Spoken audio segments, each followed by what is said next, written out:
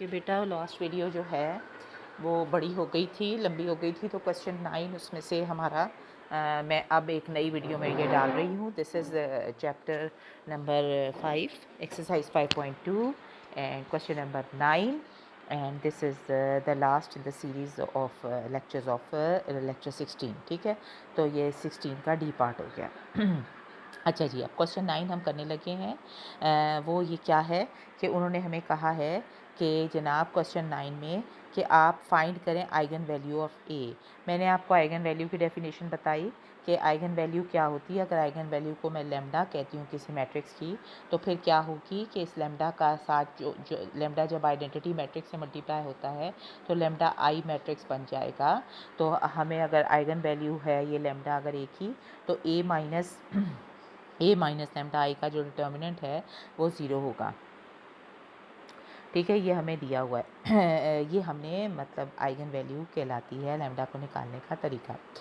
तो अगर हम लेम्डा को निकालना पड़े तो हम क्या करेंगे, ए में से लेम्डा आई। अब ये देखें, जब लेम्डा को आइडेंटिटी मैट्रिक्स से जब भी आप मल्टीप्लाई करेंगे तो आइडेंटिटी मैट्रिक्स चूँकि उसने सब्ट्रैक्ट होना है, ठीक है, उसने सब्ट्रैक्ट होना है, तो हम जो हैं, अच्छा जी, ये जनाब फिर हमने ए माइनस लेम्डा आई किया। लेम्डा को जब हम आइडेंटिटी मैट्रिक्स से मल्टीप्लाई करेंगे तो बेटा हमेशा क्या होगा, आइडेंटिटी मैट्रिक्स ने ए के साथ क्योंकि सब्ट्रैक्ट होना है तो ए स्क्वायर मैट्रिक्स होगा, जितने ऑर्डर का उतना ही आइडेंटिटी मैट्रिक्स आप लेंगे, ये भी आपको पता होना चाहिए, और फिर दोनों की सब्ट्रैक्शन करेंगे।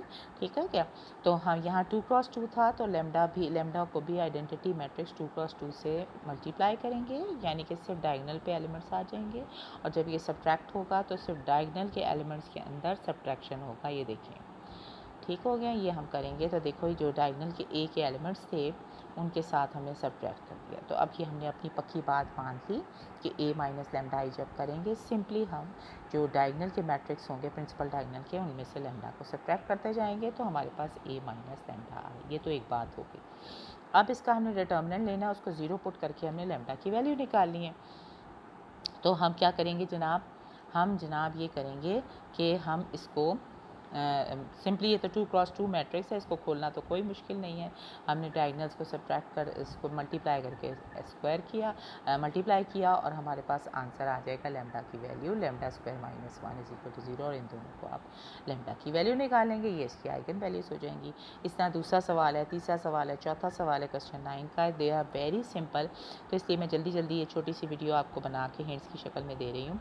क्वेश्चन 9 जो है उसका अगर मैं थर्ड पार्ट देखूं, ठीक है, तो थर्ड पार्ट में आपको मैट्रिक्स जो है वो दिया हुआ है 3x3 मैट्रिक्स का, वो ये है।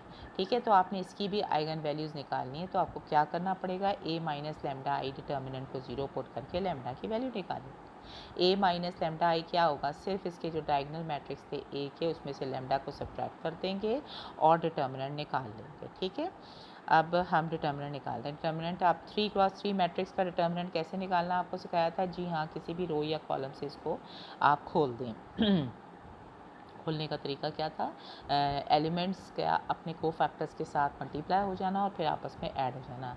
अगर मैं समझूं कि मैंने फर्स्ट रो से इसको खोल दिया है, तो मैं क्या करूंगी, 3 माइनस लेम्डा उठाऊंगी और उसके को फैक्टर के साथ मल्टीप्लाई कर दूंगी। ठीक हो गया, फिर प्लस आ जाएगा -1 के साथ जब मैं करूँगी, ठीक है, -1 के साथ करूँगी तो ये जो भी आंसर आएगा ये सब्ट्रैक्ट होगा, माइनस इसके साथ कट गया, माइनस लेम्डा।